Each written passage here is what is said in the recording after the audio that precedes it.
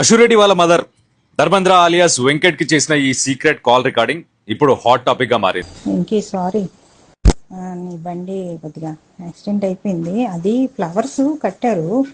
ఆ, బొ- అదే పెళ్లి కొడుకు ఆ కారు మీద వెళ్తారు కదా అని చెప్పేసి ఫ్లవర్ కట్టించింది ఆషు. అదేమైందంటే డివైడర్కి కనిపించలేదు, ఫ్రంట్ని కట్టేశారన్నమాట. రోడ్డు కూడా కనిపించదు. ఆఖరికి ఆ అంకులు సగం తీసేశారు ఫ్రంట్ది. అదేమైందంటే లెఫ్ట్ది కనిపించక అది ఇదైందన్నమాట. కొద్దిగా వెంటనే బ్రేక్ వేశారు. So sorry.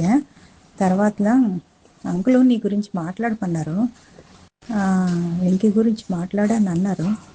అంతే, వెంకీ గురించి మాట్లాడాలంటే ముందు అశ్వ గురించి అశ్విని అడగాల. వెంకీ రెడీగా ఉన్నారు చెప్పారు, మీరు అందరూ మాట్లాడుకొని ఏదో చెప్పండి అని చెప్పేసి చెప్పారు.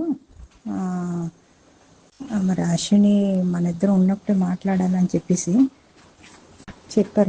చెప్పనమాట. అది అశ్విని ఇప్పుడు ఇక్కడే ఉన్నది. అది ఫ్లాట్ ఇచ్చేలాక మా అది వేస్ట్ అయిపోతుంది కదా. సరే, అది నీ డిసిషను, నేను చెప్పకూడదు. అద్దె వస్తుంది కదా, అనవసరంగా వేస్ట్ అవుతుంది కదా డబ్బులు.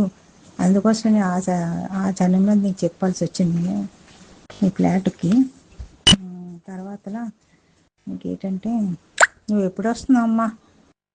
ఒకసారి వస్తే అంకుల్ దగ్గర తీసుకెళ్దామని వైజాగ్.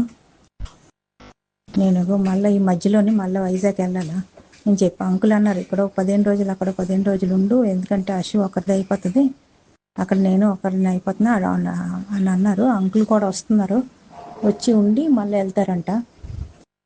సో నేను అక్కడికి వెళ్ళి మా సామాన్లు అన్నీ ఉన్నాయి కదా, పని ఆవిడ ఉన్నారు, వాచ్మెన్ ఉన్నారు, ఇవన్నీ చూసుకొని వస్తుంటాను. అదనమాట. కారు కొద్దిగా యాక్సిడెంట్ అయ్యిందమ్మా, సారీ, వెరీ సారీ.